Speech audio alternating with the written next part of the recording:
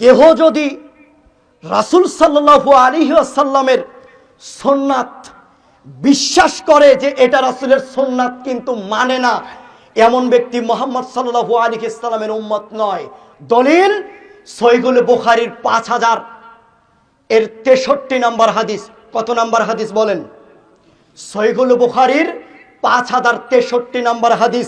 দেখুন, আয়েশা রাদিয়াল্লাহু তাআলা আনহার নিকটে তিনজন ব্যক্তি আসলেন আল্লাহর নবীর ইবাদত সম্পর্কে জিজ্ঞাসা করার জন্য, তার ইবাদত সম্পর্কে জানার জন্য। এসে মা আয়েশা রাদিয়াল্লাহু তাআলা আনহাকে জিজ্ঞাসা করলেন রাসূল সাল্লাল্লাহু আলাইহি ওয়াসাল্লামের ইবাদত সম্পর্কে। রাসূল সাল্লাল্লাহু আলাইহি ওয়াসাল্লামের ইবাদত সম্পর্কে আয়েশা রাদিয়াল্লাহু তাআলা আনহা তাদের মাঝে বর্ণনা করলেন। বর্ণনা করার সাথে সাথে তারা মনে করলো, আরে মুহাম্মদ সাল্লাল্লাহু আলাইহি ওয়াসাল্লাম তিনি এমন একজন মানুষ যার আগে পিছের সমস্ত গুনাহ আল্লাহ ক্ষমা করেছেন। সেই লোকটা আল্লাহর এত ইবাদত করে, সেই লোকটা আল্লাহর এত ইবাদত করে, আমরা তো তেমন ইবাদত করি না। তখন তাদের মধ্যে একজন ব্যক্তি বলল, আমি সারা রাত ইবাদত করব। আরেকজন ব্যক্তি বলল, আমি দিনে সিয়াম পালন করব, সিয়াম আর কখনো আমি ভাঙব না। আরেকজন বলল, আমি নারী সঙ্গ থেকে বিরত থাকব, বিয়ে করব না। এই কথা বলতে না বলতে আল্লাহ রাসূল আসলেন। এসে তাদের কথা শুনতে পেলেন এবং বললেন, তোমরা কি সেই সমস্ত লোক যারা এমন কথা বলো? শোনো, আমি মুহাম্মদ সাল্লাল্লাহু আলাইহি ওয়াসাল্লাম আমি রাত্রে ইবাদত করি, রাতে ইবাদত করি এবং ঘুমিয়েও যাই। শুধু তাই নয়, আমি নবী মুহাম্মদ সাল্লাল্লাহু আলাইহি ওয়াসাল্লাম দিনে সিয়াম পালন করি, আবার সিয়াম ছেড়েও দেই। আমি নবী মুহাম্মদ সাল্লাল্লাহু আলাইহি ওয়াসাল্লাম বিবাহ করেছি, আমার চেয়ে তাকওয়াবান কেউ আছে এমন নেই। আমি সবচেয়ে বেশি তাকওয়াবান, আমি সবচেয়ে বেশি আল্লাহকে ভয় করি। শোনো, যারা আমার এই সমস্ত সুন্নাতগুলিকে ছেড়ে দিবে তারা আমার দলের অন্তর্ভুক্ত নয়, তারা আমার উম্মত হিসেবে গণ্য হবে না বিচারের মাঠে। তার মানে রফয় দাইন করা সুন্নাত বিশ্বাস করে কিন্তু মানে না, তারা মুহাম্মদ সাল্লাল্লাহু আলাইহি ওয়াসাল্লামের উম্মত নয়।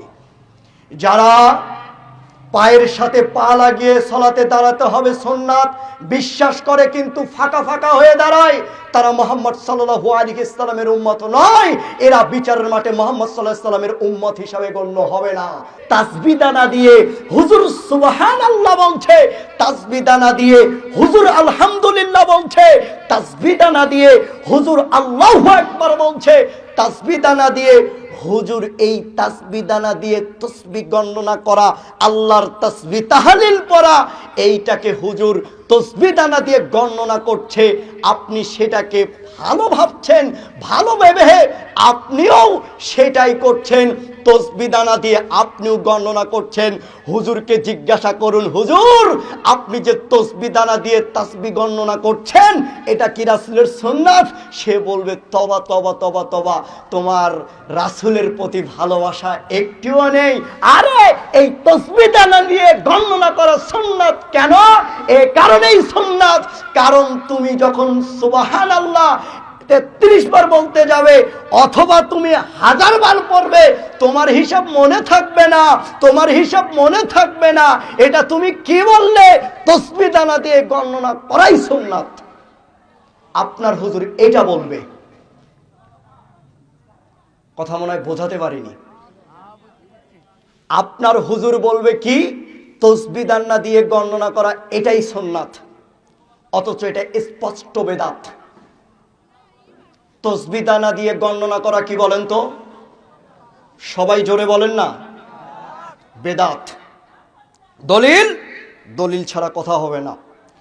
আব্দুল্লাহ ইবনে মাসউদ রাদিয়াল্লাহু তাআলা আনহু তিনি বলেন, একদা আমি মসজিদের ভিতরে প্রবেশ করলাম, করেই দেখি কিছু সংখ্যক লোক কিছু পাথর গণে নিয়েছে, 100টার মতো হবে এইরকম। তারা সেই পাথরগুলি দিয়ে সুবহানাল্লাহ, আলহামদুলিল্লাহ, আল্লাহু আকবার এইরকম করে তারা তাহলিলগুলি পড়ছে, তাসবিহ তাহলিল তারা সেখানে পড়ছে। আমি সেটা দেখার সাথে সাথে আমার পায়ের রক্ত মাথায় উঠে গেল। আরে তোমরা কি করছো? আল্লাহর নবীর পায়ের জুতা আমার বাড়িতে এখনো রয়েছে, আল্লাহর নবীর পায়ের জুতা আমার বাড়িতে এখনো রয়েছে, সেগুলো এখনো কিছু হয়নি।